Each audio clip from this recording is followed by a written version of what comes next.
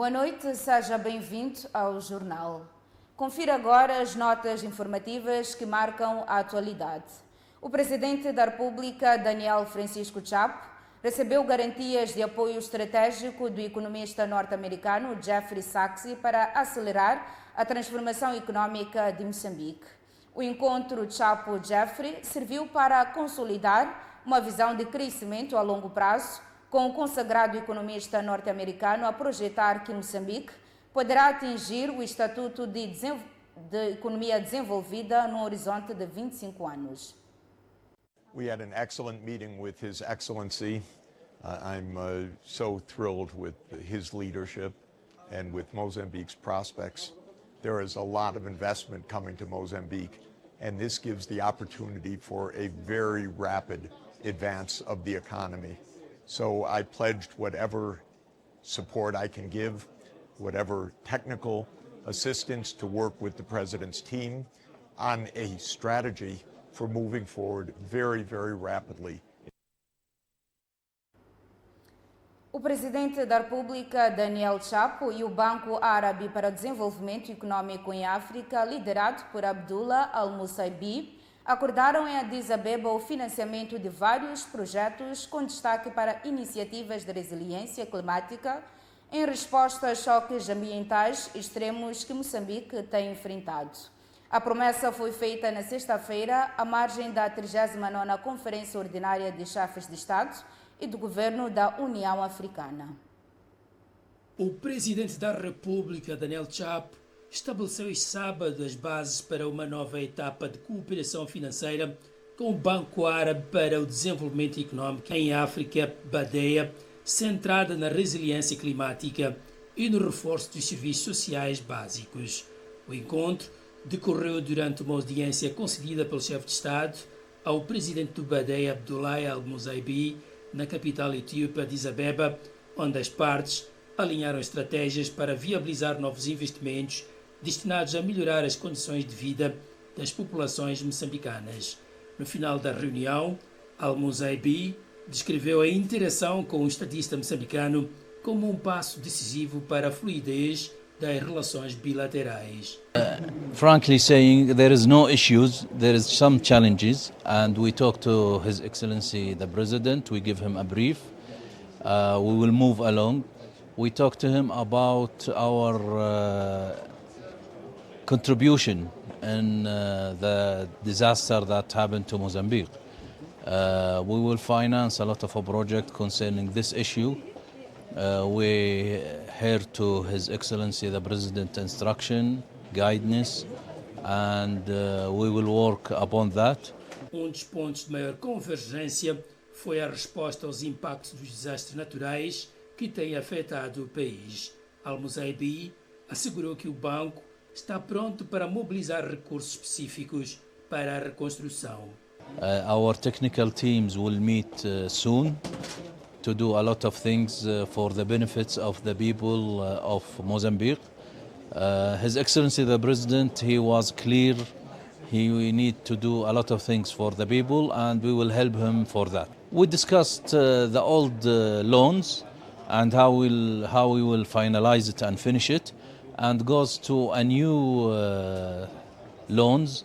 It will be in the food sector and in the health and all of these sectors. Thank you. A sustentabilidade financeira e a gestão de passivos também integraram a agenda de trabalhos em Addis Abeba com vista a desbloquear canais de crédito para vários projetos de desenvolvimento da economia moçambicana. O BADEA é um parceiro fundamental de Moçambique no financiamento a projetos de infraestruturas sociais, saúde, agricultura e energia. A pobreza da política moçambicana reflete-se na dificuldade de assumir publicamente as consequências das decisões tomadas. A constatação é do sociólogo Elísio Macamo, que defende que governar não é apenas anunciar números ou invocar contexto internacional. É comunicar de forma clara as escolhas e as consequências das decisões.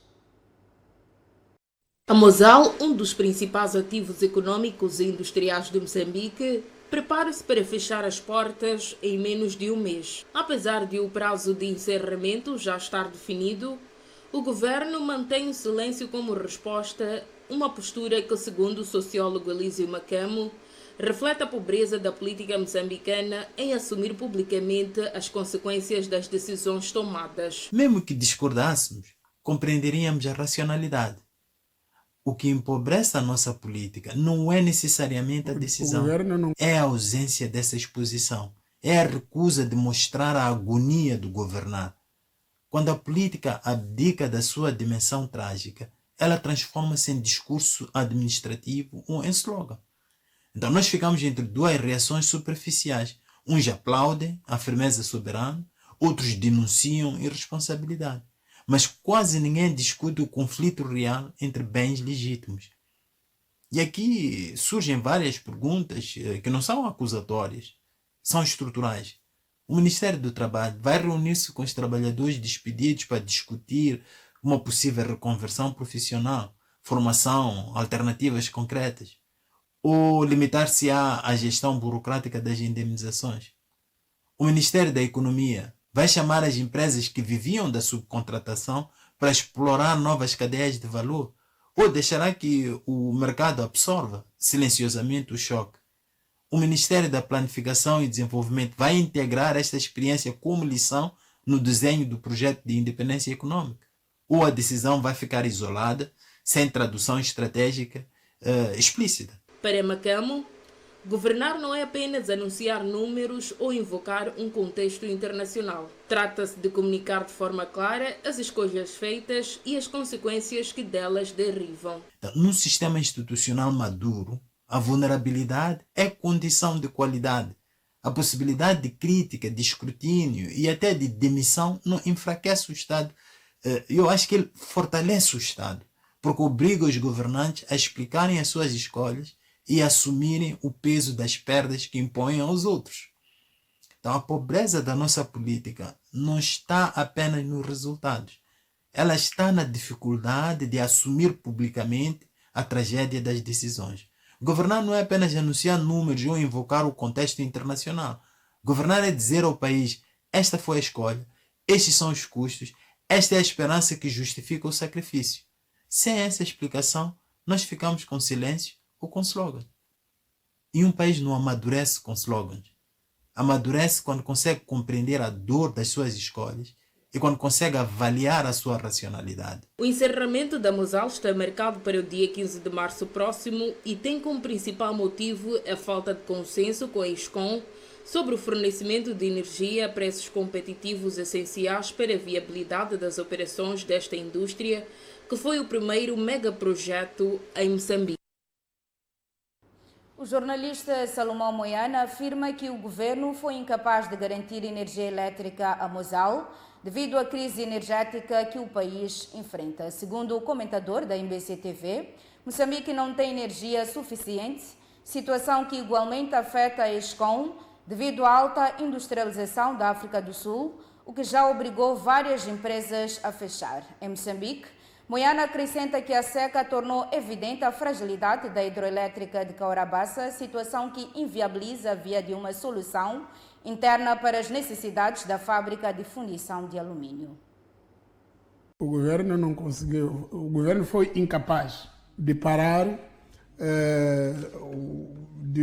foi incapaz de encontrar uma solução que permitisse a sobrevivência e a continuidade da Mosal como uma empresa de fundição de alumínio aqui no país, tendo em conta os custos de energia, porque nós não temos capacidade nacional de fornecer energia neste momento à Mosal.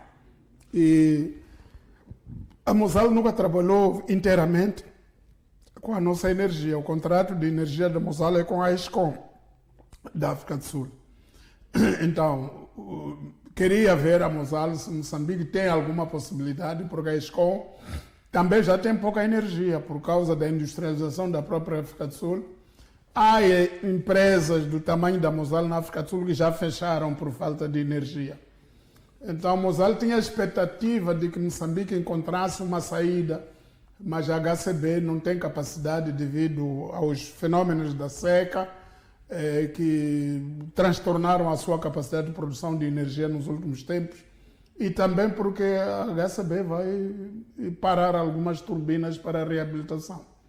E mesmo se estivesse a funcionar em pleno, a energia que a Mosal requer, a HCB não era capaz de conseguir fornecer, tendo em conta que também tem que fornecer outra energia EDM para as necessidades nacionais. Então, nós não temos capacidade, essa é a conclusão a que se chega. O governo não conseguiu negociar outras formas alternativas de conseguir uma energia junto da ESCOM ao preço que a Mosal conseguiria pagar. Então, a ESCOM tem alguma disponibilidade que podia dar energia, mas a um preço superior àquele que permite a Mosal continuar competitiva no plano internacional, razão pela qual tem que fechar. Excertos do programa Semana com Salomão Moiana para ver na íntegra aqui na MBC TV, logo após o Jornal da Noite. Seguimos agora com outras notícias. A presidente do Fórum Mulher, Rafa Valente, diz que casos de feminicídio repetem-se anualmente em Moçambique devido à falta de esclarecimento dos crimes. A responsável acusa o Serviço Nacional de Investigação Criminal de inação, alegando que quando é conveniente, a instituição consegue esclarecer casos em menos de 24 horas, como aconteceu no caso da morte do banqueiro português. Registrou entre 1 de janeiro e 11 de setembro de 2025 43 casos de feminicídio. Em 2024, foram 119 casos contra 98 registrados em 2023, segundo dados do Observatório das Mulheres. Apesar dos números aparentarem alguma redução devido à falta de notificação de vários casos, o cenário continua a preocupar organizações de defesa dos direitos da mulher, como o Fórum Mulher. De acordo com Rafa Valente, a segurança das mulheres está em causa, sobretudo quando não há esclarecimento dos crimes. As nossas miúdas, as nossas jovens mulheres que são, portanto, mortas até pelo parceiro íntimo. E não há justiça, não há esclarecimento, nunca se encontram, nunca se traz esta pessoa à luz de toda a população moçambicana, à luz de todas as meninas, porque ele se matou esta e não vem, e não é mostrada. Amanhã, quando digo amanhã, é daqui a 1, 2 anos, vai matar outra, porque é um vício, é uma doença que ele tem. Então ele precisa de ser tratado, e para ser tratado precisa de ser vista também pela comunidade, porque isso também é uma forma de nós também estarmos de olho de quem ele é. Ele pode até matar 2 miúdas vizinhas se nós não vimos a cara. Sim, e nunca é encontrado. A presidente do Fórum Mulher acusa o Cernic de inação e aponta o caso da morte do banqueiro português como prova de que, quando há vontade, a instituição consegue esclarecer crimes em menos de 24 horas. Não há seriedade neste país. Não temos segurança. Não temos polícia. A polícia, o Cernic, só age quando lhes interessa. Sabia que aquele era um português e que o país dele havia de vir por cima de nós, a comunidade internacional havia de vir por cima de nós, por isso é que correram para esclarecer. Porque é possível esclarecer. Por que não esclarece? Por que não esclarece? Essa é a questão. Por que não se esclarece? Sabe, é muita dor pôr uma criatura no mundo e no ápice desaparecer. E às vezes desaparecem dessas crianças, que eu como avó, eu como mãe daquela menina, é que tenho que ficar a criar. É uma dor infernal. Por sua vez, os tribunais, segundo Rafa Valente, acabam por ser coniventes com os criminosos, pois muitas vezes colocam em liberdade os indiciados, alegando a falta de matéria para a condenação.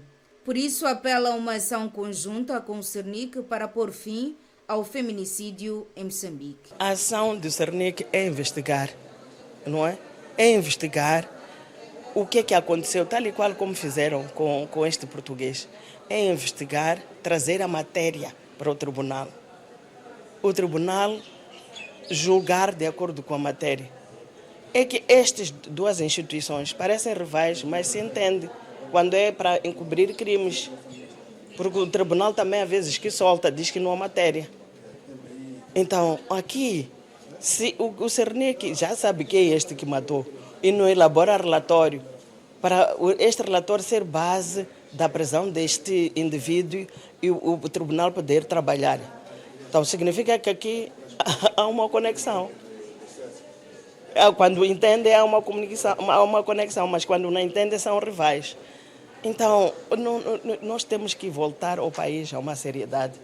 O país perdeu toda a seriedade, perdeu toda a credibilidade por causa de questões que é possível esclarecer, é possível agir. Rafa Valente defende que é preciso que as autoridades ajam com urgência no esclarecimento destes casos, porque, do contrário, a situação poderá gerar revolta a nível da população e colocar em causa a credibilidade do país. O filósofo José Castiano realça o contributo da antropóloga Maria Paula Menezes na formação de jovens acadêmicos moçambicanos. Castiano recorda que Maria Paula Menezes foi um elo fundamental entre muitos moçambicanos na cidade de Coimbra, em Portugal, supervisionando e organizando cursos de pós-graduação, nomeadamente ao nível do mestrado. A professora Maria Menezes comoveu o país e deixou uma marca indelével na academia. Os testemunhos sobre a sua trajetória não param. José Castiano, antigo estudante da antropóloga, destaca que a docente teve um papel crucial na capacitação de quadros moçambicanos. O prático, quer dizer, ela foi o ponto de contacto entre muitos moçambicanos e a Universidade de Coimbra, onde ela trabalhava, e ela pessoalmente assumia a orientação, a supervisão, a organização de cursos a nível da pós-graduação, doutoramento e mestrado, para que muitos moçambicanos o fizessem. Agora, no campo teórico, que eu acho que é o mais importante que ela fez, é que ela foi a pilar até daquilo que se chama Epistemologias do Sul, com a Boaventura Sousa Santos. Na verdade, é uma epistemologia que surge nesses tempos em que se pergunta se há revolução ou reformas, não é? A questão do dilema para que as sociedades avançassem para frente, se a mudança devia ser feita por via de revolução ou reformas. Castiano recorda que Menezes foi determinante na investigação para o seu livro A Liberdade do Neoliberalismo. No meu caso particular, ela ajudou-me na busca, na pesquisa, vamos assim dizer, para o meu livro A Liberdade do Neoliberalismo, um livro que fiz os meus estudos, leituras e escritas na Universidade de Coimbra, e ela foi o elo de ligação principal. A investigadora deixou vasta obra publicada nas áreas de antropologia e socialismo. Os estudantes têm agora a oportunidade de dar continuidade a essas pesquisas, afirmou José Castiano. Ela deixou um grande número de publicações, estudos, livros que abarcam desde a antropologia, a sociologia até a epistemologia, que, portanto, a leitura desses livros que fazem parte dessa grande ideia da Epistemologias do Sul é uma das formas mais importantes para prosseguir com as investigações que ela começou, particularmente no que diz respeito à luta contra os colonialismos ou os neocolonialismos modernos. A antropóloga lecionou nas Universidades Pedagógica e Eduardo Mondlane. Vamos agora observar o intervalo. Voltaremos em instantes com mais notícias. Até já.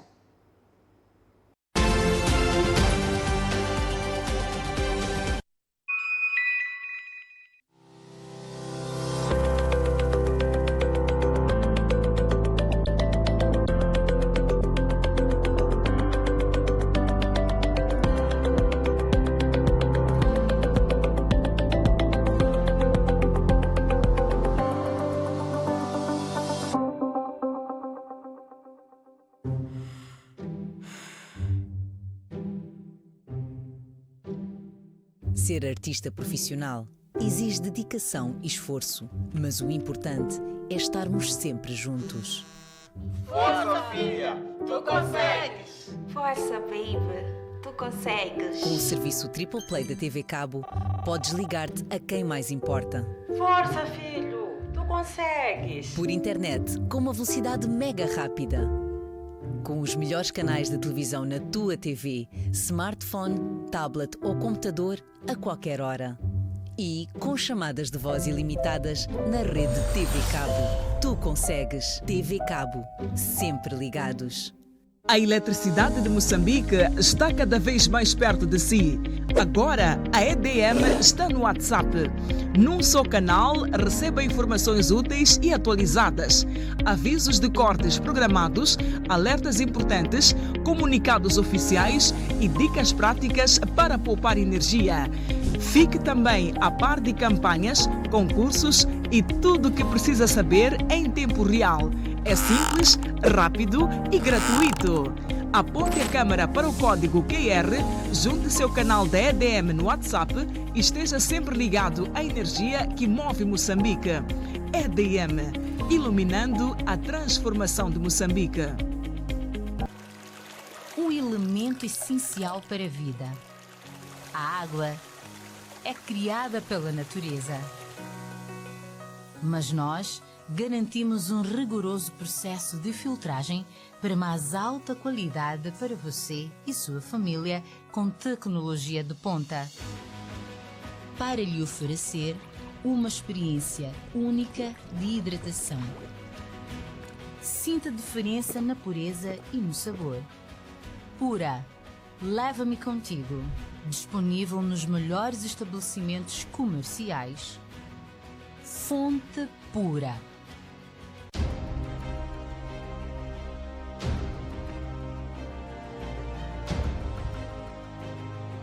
É que nós estamos a ser um país de importação. Nós até importamos coisas bizarras aqui da África do Sul. África do Sul, se nós reduzirmos a importação de batata da África do Sul, a África do Sul é capaz de fazer greve do outro lado. E quem são os intervenientes da comercialização no campo? São bengalis, paquistaneses, indianos, que entram até no interior para comprar os nossos produtos, incluindo castanha de caju. Onde é que estão os empresários, agentes moçambicanos? Estão a viajar com o chefe do Estado, estão de fato e gravata.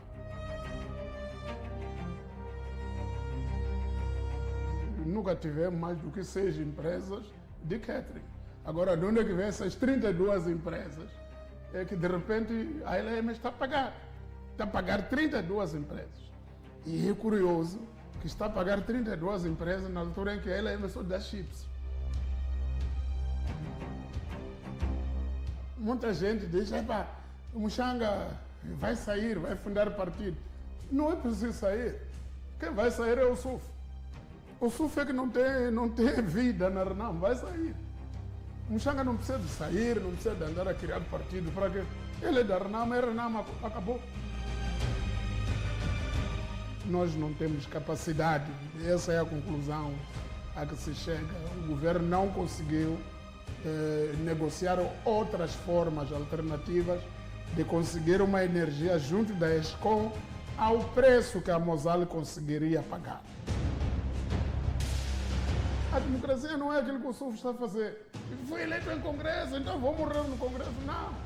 Em democracia, quando você vê que não estou a conseguir conduzir o partido, você próprio declara que não estou em condições, vou-me embora, vou fazer outras coisas.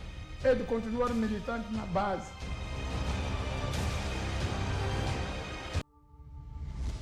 Vantagens de investir em bolsa. Facilita a transmissão em caso de herança e sucessões. Facilidade no expatriamento de capitais.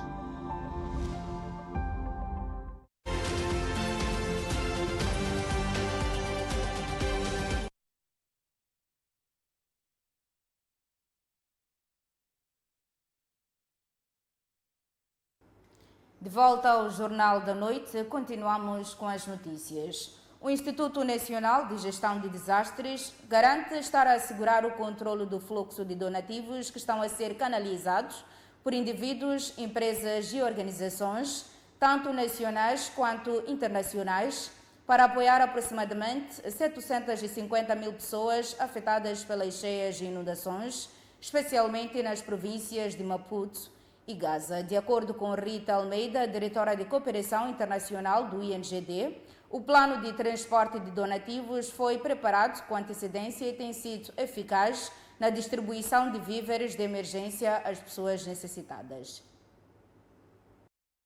Que, portanto, canaliza diretamente ao Ministério dos Negócios Estrangeiros. Aqui também nós recebemos apoios. Há pessoas que vão diretamente para os centros de acomodação. O mais importante que nós temos que saber é que é preciso seguir um plano de resposta. E esse plano de resposta é coordenado pelo Centro Nacional Operativo de Emergência, neste caso o INGD, e os COIs provinciais. Então significa que não há nenhum impedimento que as pessoas querendo possam levar os apoios diretamente ao centro de acomodação, mas tem que passar por esses órgãos para que possam receber efetivamente o plano de resposta, possam receber efetivamente qual é a necessidade de um determinado local e sejam encaminhados para esse local. Nós temos trabalhado com o Fundo Nacional, o Fundo de Gestão de Calamidades. Então significa que depois que tivemos a aprovação do plano de contingência, iniciamos com um processo tanto de contratação, processo de contratação. Então significa que não é hoje que estamos a pensar para, neste caso, contactar um transportador. Então é um processo que já tinha sido planificado, porque nós sabíamos efetivamente o que nos esperava nesta época. Falta uma visão de longo prazo para que haja desenvolvimento em Moçambique. A constatação é de Carlos Goff, baixista da icônica banda Goroane, que falava em entrevista ao programa Moçambique 50 anos da MBC-TV.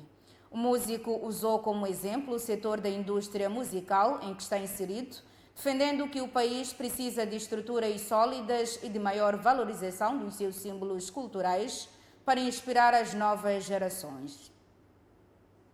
Os 9 integrantes de uma das bandas mais icônicas do país, Carlos Gove foi convidado deste sábado do programa Moçambique 50 anos da MBC-TV. Falando durante a entrevista, Gove não escondeu preocupação com o rumo atual do país, destacando que Moçambique vive um déficit de planeamento estratégico que afeta o crescimento econômico e social.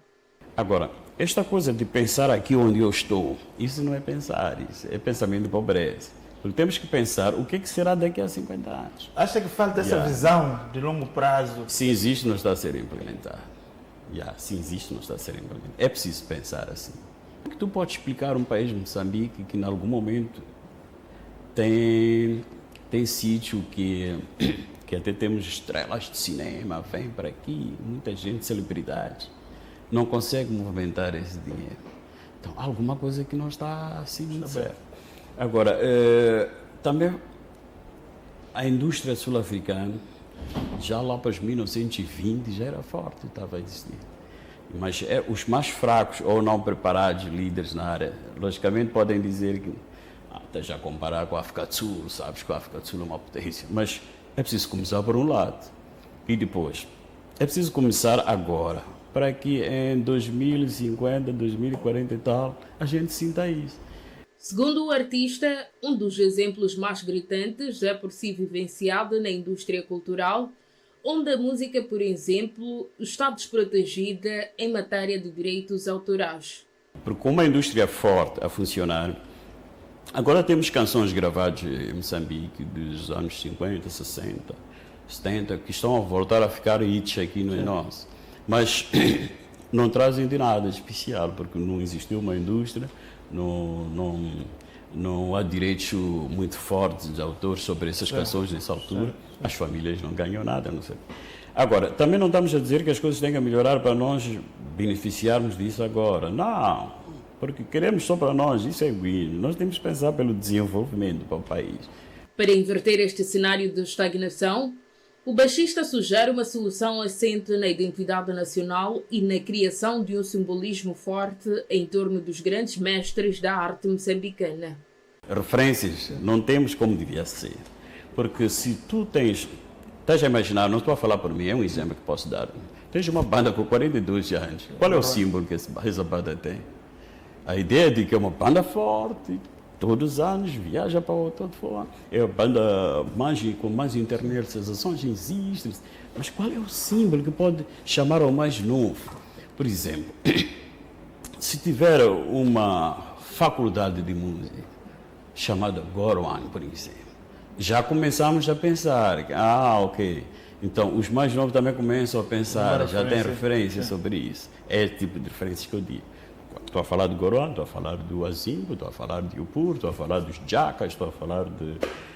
Aquelas nossas referências são políticas. Escola secundária político X, hospital político que não é mau, mas... Parece que o país resume-se apenas mas aos todos políticos. estamos a construir o país, não é eles sozinhos, né?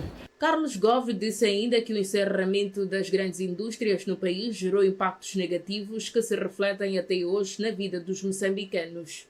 A entrevista completa, onde se recorda também momentos marcantes da banda, pode ser revista nas plataformas digitais da MBC TV. Está completa a informação para a presente edição do Jornal da Noite. Obrigada pela audiência. Nos vemos amanhã pontualmente às 20. Até lá, boa noite.